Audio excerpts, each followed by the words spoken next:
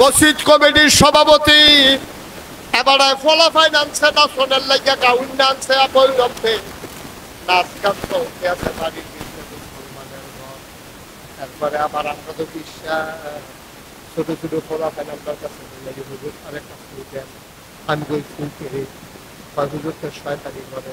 আমি কই তার আব্বা কারা হুজুর আমি এত আমি চাইয়া দিয়ে বেড়া কামাইয়া কোমাইয়া হলাম দাড়ি মুছার খবর নাই বিড়ির গন্ধ লগি দিয়ে আড়ন যায় না।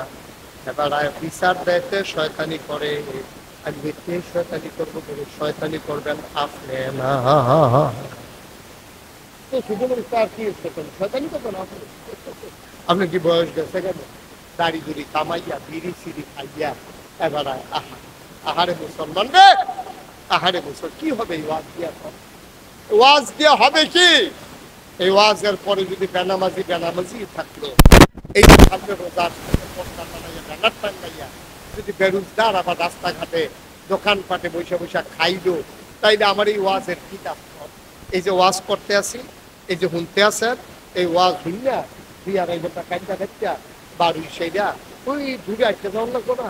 এবার লগের বেড়ারে কয় এই হুজুররা কত কথা একটু সব ভুন্ডা ফারা যাইতো না বিড়ি টানো বিড়ি টানো।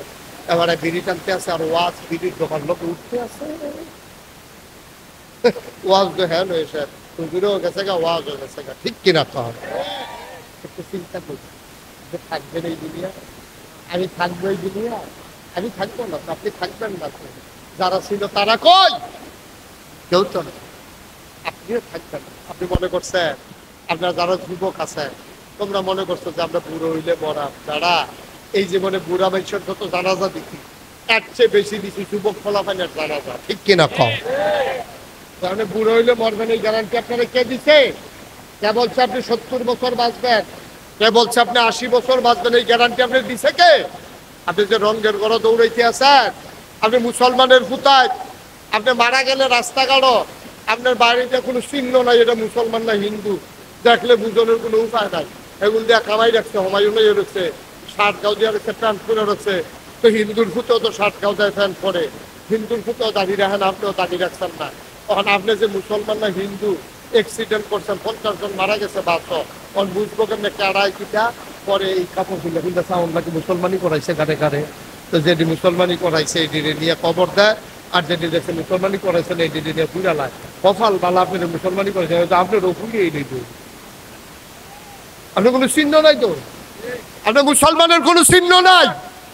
মুসলমানের দুইটা দিক থাকবে একটা হলো সুরত আর একটা হলো সিরত।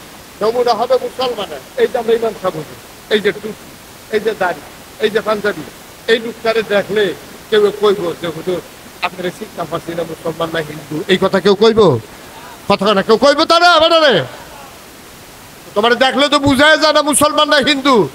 তো ফেরেস্তাও তো কতক্ষণ ফিটটা লইব তবে কতক্ষণ ফিটছা আগে তখন এই উদ্যম করে সিহুন জিঙ্গা দিয়া ফটফাট ফটফাট ফটফাট করে কতক্ষণ ফিটছা তারপরে কইব চাষেন মুসলমানই করাইছে পরে এনা চাইব কতক্ষণ ফিটছা নেব না কইলা যে কিসের মুসলমান নমুনা ধরার মুসলমানের একটু চিহ্ন ধরার মুসলমানের আপনি দেখলে যেন মুসলমান হয় আপনি এরকম একটা নমুনা ধরান মুসলমানের চিহ্ন নাই আর কথাবার্তা শুনলে এই শয়তান বেড়াইয়া দিতে হবে আমরা লাগতো না।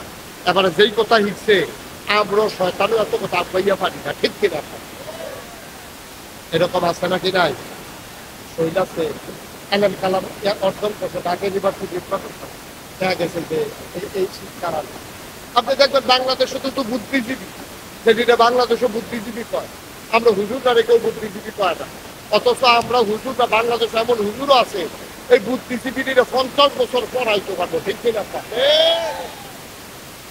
তারপরে হুজুররা বুদ্ধিজীবী করা বুদ্ধিজীবী করে ওই ফার্মা কথা কইলে আলে বলাবার বিরুদ্ধে কথা বললেই মসজিদ মাদ্রাসার বিরুদ্ধে কথা কয়। তারা কথা কয় যে ব্রাহ্মণবাড়িয়া শহরে এত মাদ্রাসা হইছে পুরুষ মহিলা তারপরে গিয়া ক্যাডেট মাদ্রাসা কত জাতের মাদ্রাসাতে ব্রাহ্মণবাড়িয়া হইছে এবারে খালি মাদ্রাসা দেবে আর প্রত্যেক কিন্টার গার্ডেন হইছে এই ব্যাপারটা নজরও পড়ে না ঠিক কিনা। এখনো যে বাংলাদেশে এত মাদ্রাসা এখনো কিন্টার গার্ডেনের চাইতে বেশি না কম বা কতগুলো বেশি না কম? কিন্ডার গার্ডেনের চাইতে কম, প্রাইমারি স্কুলের চাইতে কম, হাই স্কুলের চাইতে কম, কলেজের চাইতে কম। মাদ্রাসা এত মাদ্রাসা হওয়ার পরেও দেখা গেছে যে স্কুল কলেজ কিন্ডার গার্ডেন এগুলোর থেকে মাদ্রাসার এই সংখ্যা কম। অথচ মাদ্রাসা হওয়া দরকার ছিল ঘরে ঘরে, মুসলমানের প্রতিটা ঘর মাদ্রাসা।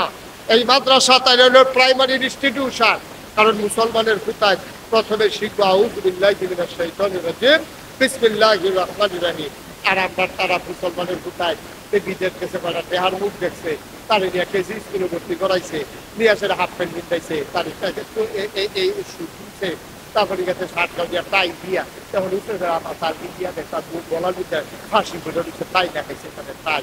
হগিন্ডির ফুতের নাম মিয়া খা, ভাত খাইছি ভাত খাই সত্তা, তুই বেড়া তোর ফুতের নিয়ে টাই লাগাইছ গলার দিচ্ছে, তুই তোর গলারে তাড়াতাড়ি কেজি স্কুল তাই না, তাড়াতাড়ি একটা মাদ্রাসা ভর্তি করাও। ঠিক করে আগে কি এবিসিডিসি করে আউযুবিল্লাহ বিসমিল্লাহ শিখবো, আউযুবিল্লাহ বিসমিল্লাহ শিখবো বলে এবিডিও মানে না, তারে দিচ্ছে না মাদ্রাসা, হয়তো আউযুবিল্লাহ বিসমিল্লাহ করতে উঠছে। আমি যদি অহন শিখাই ইসলামের কয় খরচ কাটা কাটা জানে, মুরব্বী কয়েকজন আজ করতে পারবো, মাদ্রাসা নুরানি মাদ্রাসায় যেতাম পরে এইখানে আজ করতে পারবো। আর অধিকাংশ খোলা পায় একটা আজ করতে পারতো না, ইসলামের কয় খরচ এখান থেকে জানে না, কারণ এখান থেকে কোথাও শিক্ষায় নাই। ঠিক কিনা জন্মের পরে নিয়ে ভর্তি করে সাহিত্য চলে গেছে, কলেজে চলে গেছে, ইউনিভার্সিটি তা হয়েছে, এই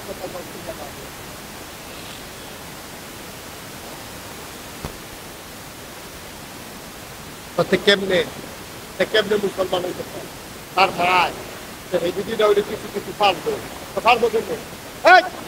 এই ভিডিও তো পারে না, এই ভিডিও তো গুছনের ছয় ফরজ জানে না, কি হয়েছে বাচ্চা কাচ্চা হয়েছে, গুছনের ছয় ফরজ যখন হচ্ছে না। মা মন দিয়ে শুনে যান, গুছনের যে 3 ফরজ আপনার জানলেও অনেকে আদায় করতে পারি না। আপনি নাকের ভিতরে ফুল খুব খেয়াল করেন, মহিলারা এই নাকের ভিতরে যাদের ফুল আছে আপনারা পানির নিচে নিয়ে অথবা পুষ করে ধরে এমনি নাকের ফুলটারে বুড়ান দিতে, কানের যে চুল আছে এটা এমনি ঘুরাইয়ে ঘুরে কানের শিল্পটাও দীর্ঘদিন থাকার পরে শরীরের বাইরের অংশ হয়ে গেছে, এই জন্য কানের ফুল ডালে। এখন কেউ যদি নেল ফালিশ দিয়ে গোসল করে তার খরচ গোসল ওগুলি বা কতখানা ওগুলি। তারপরে কলপ দিয়া কলপ, আপনাদের অধিকাংশ বেড়াইতে জোয়ান সাধনের লেগে দাঁড়িয়ে নিচে চুলের দিকে কলপ দিয়া রাখে, এই কলপটা একটা কেমিক্যাল, এটার ভিতরে পানিও ধরে না, এই জায়গাটার মতো মেহেন্দি দিবে কোনো সমস্যা না, এটা সুন্নাহ।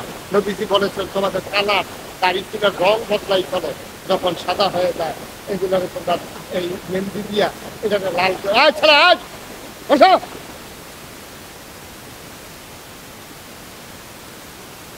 তো এই মেহেন্দি দেওয়ান যাবে, চুলের ভিতরে কলপ দেওয়ান যেত না, কলপ দিয়ে গোসল করলে ফরজ গোসল আদায় হইত। তখন আপনার বেরিয়েছে নেই খালি দিয়ে গোসল করে, আপনি সাদা কাগজে লেখা নিয়ে যান, আমি নাগাইশের বিশ্বাস দায়িত্ব নিয়ে বলতেছি তার গোসল হবে না, কারণ তার এই অংশটা পানি লাগে না। আবার অনেক বেড়াইতে দেখবেন টাইট আংটি পরে, আংটি এমন টাইট চামড়া কেটে এটা আপনি ঘুরাইতে হইবে। অনেকে আছে ওয়াটার প্রুফ ঘড়ি করে গোসল করে আইয়া পরে ঘড়িতে মুক্ত।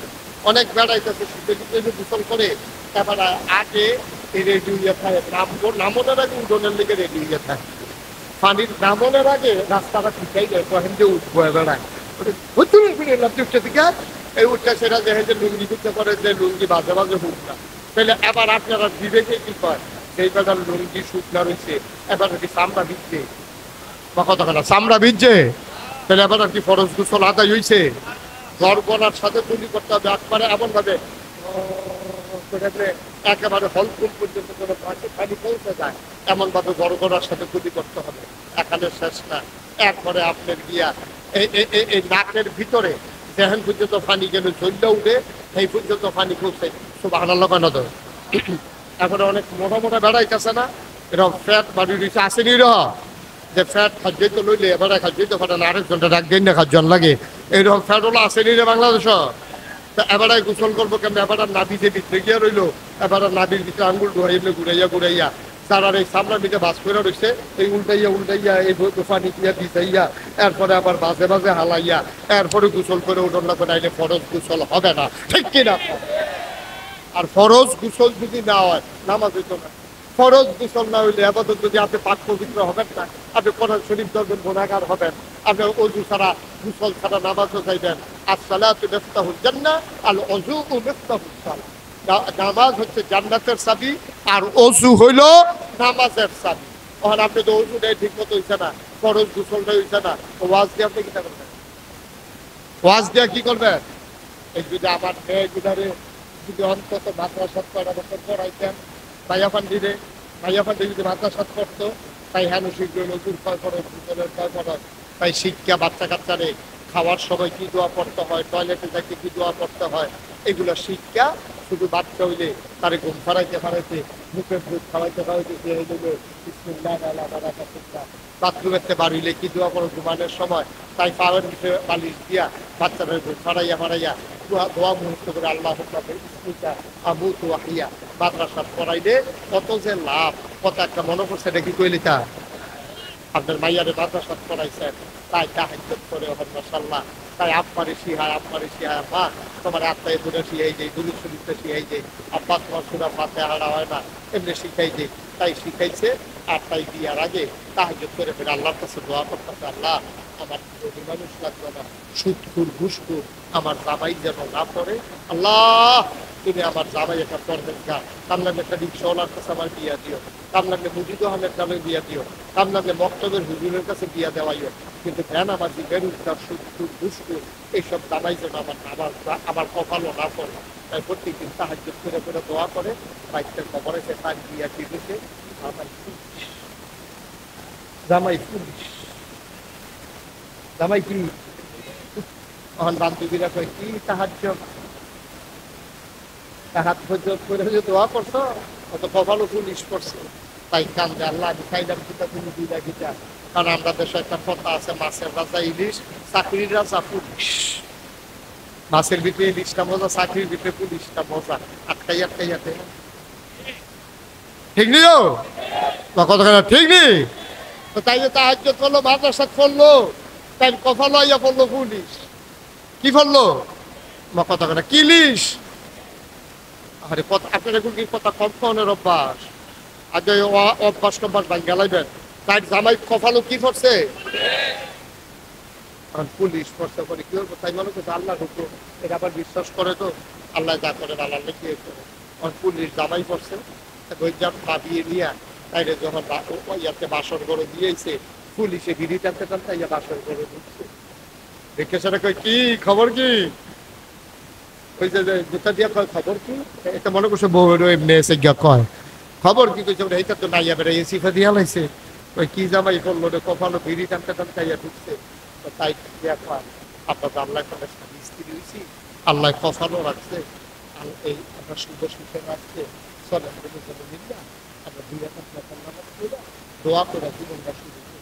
তো তাই ওজু করছে, তার এবার ওজু করাইছে, পড়াইয়া দুটো জনে দুই রাকাত করে নফল নামাজ পড়ছে।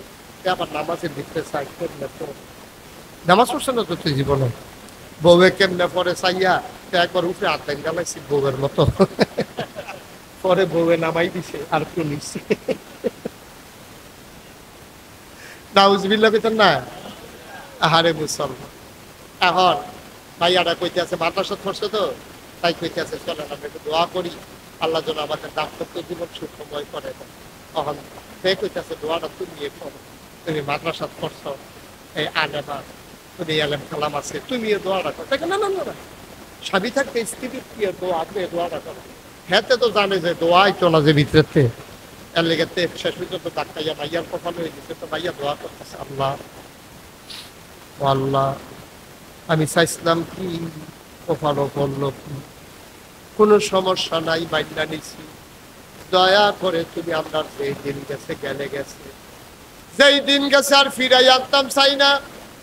আল্লাহ এখন ভিক্ষা চাই, আমার মাসে মাসে 3 পিস লাগবে না, বছরের এই মাথায় একটা ওই মাথায় একটা হইলেই আমার চলবে। আমার লুশন লাগবে না, আব লাগলে সরিষার তেল দিয়ালাম, আমার ফেয়ারের লাভলি লাগতো না, আমি যেমনে পারি এমনি চলালাম। আমার কানের দুল, নাকের ফুল, আমার গলার মালা, হাতের মালা লাগবে না। ও মাওলা, যা গেছে গেছে, আর যেন এই দিন ফিরা নাইয়ে। আমার গড় যেন একটা হারাম টেহা না আইয়ে, একটা ঘুষের টেহা যেন না আইয়ে। ভাইয়ায় দোয়া করে দেখো আমি তো আমিন আমিন করতে আছে। ভাইয়া কইতেছে আল্লাহ কোনো ঘুষের থেকে আমরা কোনো যেন না ইয়ে আমিন। যা খাইছি খাইছি আর আল্লাহ যেন আমরা কেউ না খায় আমিন। ভাইয়া যে হাইয়া কয় তার সাথে উঠে গেছে ডাক দিয়া কয় আর না খাইলে দোষারি।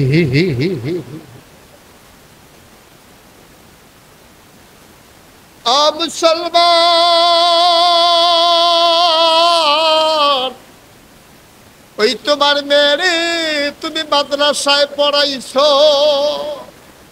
তোমার মেয়েটারে ওই পুলিশের সাথে যখন বিয়ে হয়ে গেছে, মেয়ের আস্তে আস্তে করে নিজের কোনো চাহিদা নাই, আল্লাহর খাস মেহেরবানি এখন আর পুলিশে ঘুষ খায় না। এখন বাইতে এলে নামাজ পড়ে, চাকরি রেহানো গেলে নামাজ আর পড়ে না। মাইয়ায় বুদ্ধি করে নামাজের টাইমে ফোন দেয়, কয় কিটা করেন তো মসজিদের কাছে দিয়ে আপনি আছি মিশা কথা বল করেন এমনি বাবা রাত বাবা জিগাইছে নামাজ পড়েননি আমরা বাড়ির গাড়াত বসি। আরে জিগাইছে কিটা তুই কস কিটা তোরা জিগাইছে নামাজ পড়ছি তোরা বাড়ির গাড়াত মসজিদে জিগাই তুই গেছে কয়ে নামাজ পড়নি তুমি বাপ ভাই মসজিদও খেত বেড়াইয়া দিছে, আমরা দাদাই বেড়াইয়া টেহা দিছে। এখন পুলিশে ফোন করে ভিডিও কল দেয়, আসরের দি জামাতের সময় সামনে বাইরে ঘুরেন মসজিদ যান। আল্লাহর কুদরত রে ভাই, কারে দিয়া কে বদলাবে বুঝা বড় মুশকিল। আমার মাদ্রাসায় পড়া মেয়েটা, আমার ছোট্ট মেয়েটা স্বামীর বাড়িতে গিয়া এখন শ্বশুর শাশুড়িরে পর্দা শিখাইছে, স্বামীরে ঘুষ খাওয়া ছাড়াইছে, নামাজ ধরাইছে।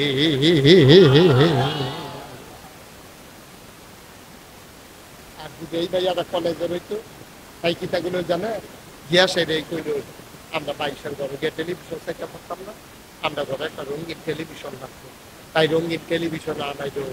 তখন এতে টেলিভিশন কিনবো কিন্তু টেহা নাই, তখন থেকে ঘুষ কম খাইল বাড়াইয়া খাইল বাড়াইয়া খাইল।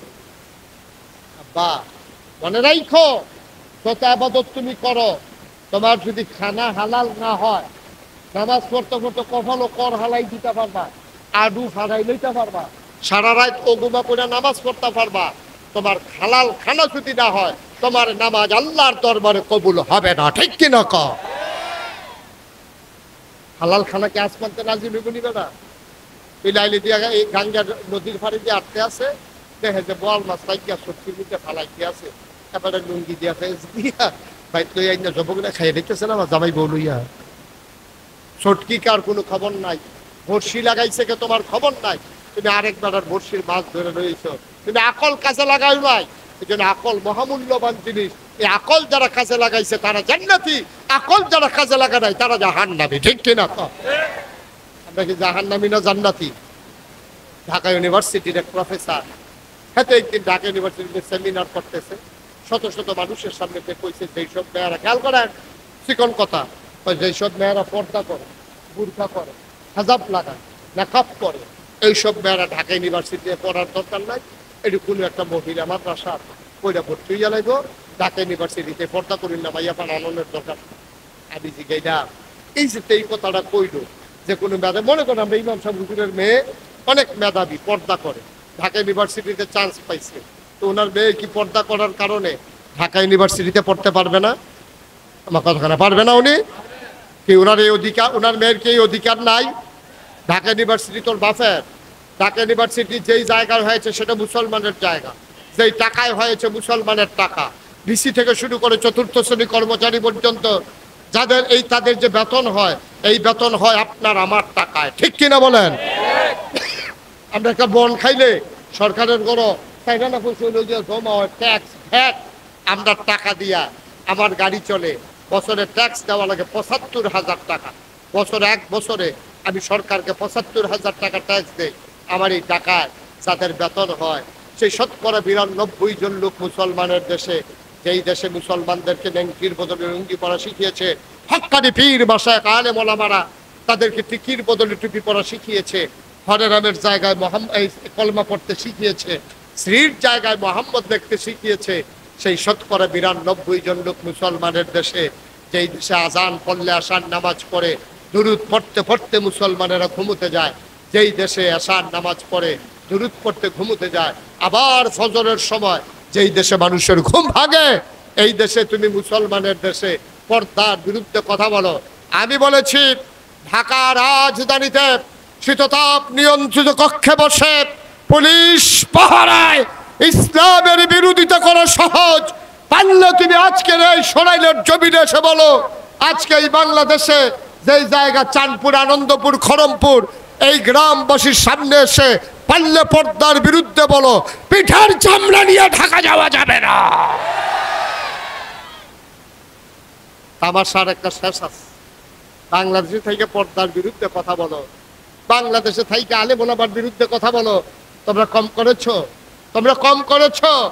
মাদ্রাসায় সমাবেশে গিয়ে তোমরা ঘোষণা দিছো কোরআনের কোথাও নাকি পর্দা নাই, ক্ষমতা পাইয়া মুখে দিয়া যা আসে তাই বলেছো।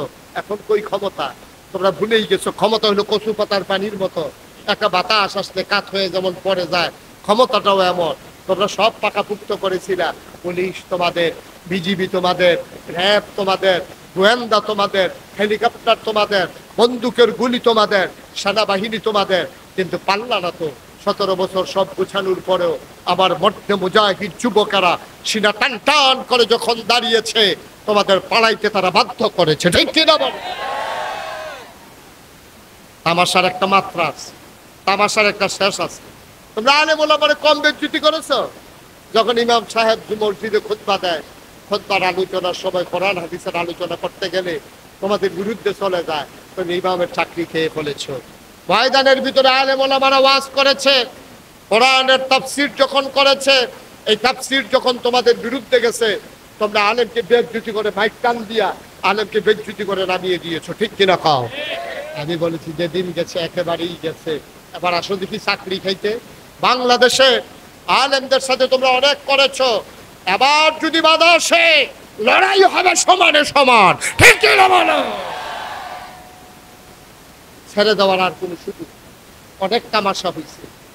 54 বছর হয়েছে বাংলাদেশ স্বাধীন হয়েছে। তোমরা কি করছো বাংলাদেশকে? বাংলাদেশের যে ক্ষমতায় যায়, সে আঙ্গুল খুললে কলা গাছ না, এটা নাইকল গাছ না, এটা তাল গাছ, এটা বট গাছ হয়ে যায়, ঠিক নিও? 5 বছর আগে তার বিধা কুত্তা ঘুমায়, ক্ষমতাটা 5 বছর থাকলে সে বাউন্ডারি বাড়ি করে, সে গিয়া ঢাকা বাড়ি করে, সেকেন্ড হোম করে মালয়েশিয়া, কানাডা, বাহের দিনে দেহা পাইছে, ঠিক কিনা ক? এই টাকা আমার টাকা, এই টাকা তোমার টাকা, এই টাকা আমাদের টাকা, ঠিক কিনা ক? আকল কাজে লাগাইয়া দিনের কষ্ট হইতেছে আপনাদের, ছেড়ে দেওয়া দরকার।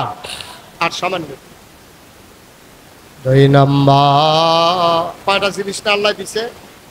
এই যে ভাই, এই যে বাচ্চাগুলো, ওটা আপনাকে একটু ধৈর্য বসাই দিতে পারেন না? এই বাচ্চাগুলো বুঝেও না। এখন থেকে যে উঠবো তার কোনো বিচার নেই। এখন থেকে বিচার হইব যার লোকের তো উঠবো, হ্যাঁ এবার লোকের তো উঠলো কেমনে, এবার আর বিচার তো বুঝে না। যদি বুঝতো তো উঠলো নয়, আপনি তো বুঝেন, তো আপনার লোকের তো উঠতে যায় কেন? আপনি চিন্তা করেন বইয়া বইয়া আপনার কামটা কি হলো মাফিল? কান দিয়া বইয়া ধাপড়া দুপড়া ছিঁড়ে হালাই দিবেন নিচের ভাই। হালকা উঠলে বেশি গাড়া দেওয়ার দরকার নেই, সহ্য করতে পারতো না।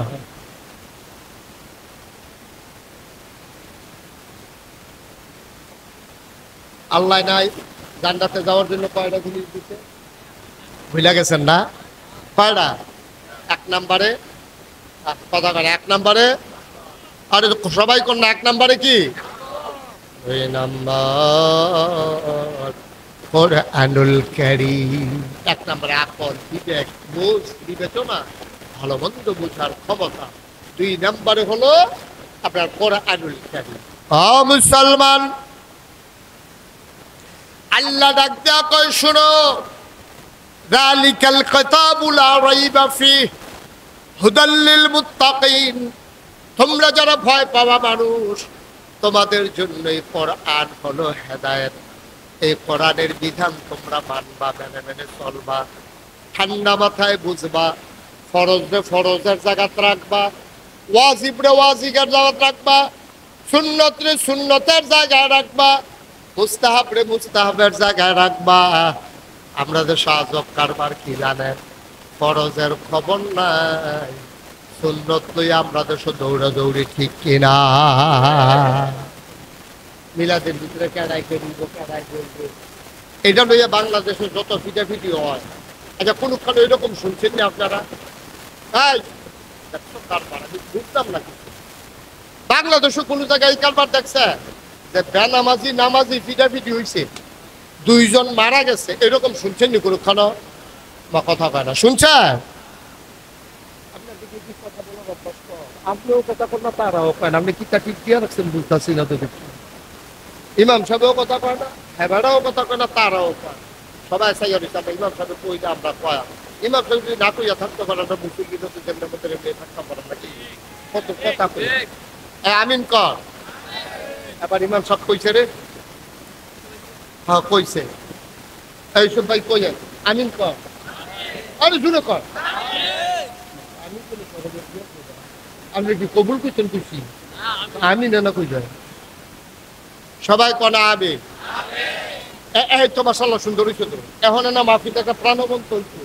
আমিও কথা কয়ে মজা পাইতেছি, আপনারও হুন্না মজা পাইতে। আমিন কর, আরো জুড়ে।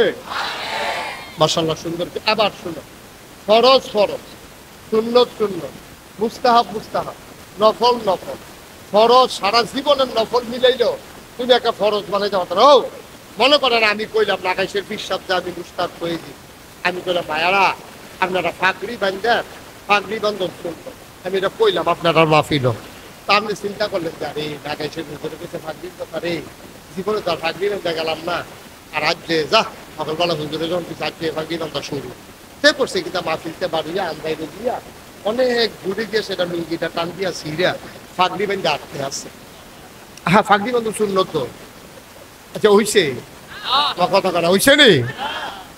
ভাতের লগে সালাদ হইলে মজা হয়, তবে আগে তরকারি দিতে হয়, তারপরে হইলো সালাদ, ঠিক কিনা? তোমার যদি দুগুলা ভাত আর সালাদ দেয় তোমার সাথ উঠবো। সালাদ দিয়ে রাখছো কি তাই না? তুমি তরকারি এনে আনবা, লাগলে সালাদ খায়, না হইলে নাই। ভাতের লগে সালাদ দিলে তোমার যেমন রাগ হয়, ও বাবা ফরজ বাদ দিয়া তুমি ফাগড়ি বান্ধে আটতে আসো, লুঙ্গিও দাম, লুঙ্গিও নাই, পাঞ্জাবিও নাই। আরে কে মানুষ সুস্থ কয় না অসুস্থ কয়, ভালো কয় না পাগল কয়? আর যদি ল্যাংডা হইয়া একটা ফাগড়ি মাথা দেয়া দেন তারে পাগল কইব। তো নোয়া খালি কথা যে মনে পড়ছে এটা কি কইলে তোমরে? তোমরা আওয়াজের লেগে তো পারতাম না, জুড়ে বলেন কথা। তুমি কথা কও না করে তুমি কিতা করতেছো বইয়া বইয়া না মরহুম। জোরে কথা কইবা, লইয়া পড়বা কথা কইয়া, ভালো করে আরাম করে বাও। তোমার ফ্যাট সিফাত ফুলে উঠেছে, গোলা দিয়ে আওয়াজ মারো তোমার। তারে কিতা করে পাগল, যেতে ল্যাংডা হইয়া সেটা মাথার টুপি দেয়, ফাঁকড়ি মাথার দিয়ে আরে, তারে কি কয়? তো হুজুরে নোয়াখালী হুজুরে ওয়াজ করতে আছে, কয় সারা জীবনের নফল মিলাইলেও একটা ফরজ বানাইতেন, কথা কয় না। সারা জীবনের নফল মিলাইলেও একটা ফরজ বানান পারবে না। এটা কি সত্য নি কথা? ঠিক আছে রে এটা কথা? আর হুজুরে যখন ওয়াজ করতেছে খড়মপুর, হ্যাঁ শানপুর, খড়মপুর, আনন্দপুর, তো হুজুরে কইছে সারা জীবনের নফল মিলাইলেও একটা ফরজ বানান যাইতো না। এই কথা কইছে পরে হেতে অনেকে কইতেছে এত নফল নামাজ পড়লাম, এত নফল আবাদত করলাম, এটা কি সব ফাও গেল? হুজুরে জিগাই রেখি রেখি তা করো। একটা খেয়েছে হুজুর প্রশ্ন আছে। কয় কি প্রশ্ন? আপনি দি কইলেন নফল দিলে কোনো কামও লাগতো না, তো নফল তো অনেক কইরা লাইছি, দিকি তা কইরা হাম কই দিয়া যায়, আপনি কোথাও কইয়া দেন কতটা নফল মিলাইলে একটা ফরজ হয়? হুজুরে কয় জীবনে তো 40 বছর ওয়াজ করি, এই প্রশ্ন তো কেউ করছে না, কোনো কিতাবও তো পাইছি না, কিতা করতাম? অনেক টেনশন করে কই কিতা না জিজ্ঞাসলাম? ওই জিজ্ঞাসলাম কয়টা নফল মিলাইলে একটা ফরজ হয়? হুজুরে মুসকে হাসি দিয়া কয় এই যতটা সুপারি গাছ মিলাইলে একটা নারকেল গাছ হয়। 1 কোটি সুপারি গাছ মিলাইলে একটা নারিকেল গাছ যেমন বানানো যাবে না, সারা জীবনের নফল জমাইলে একটা ফরজ বানানো যাবে না।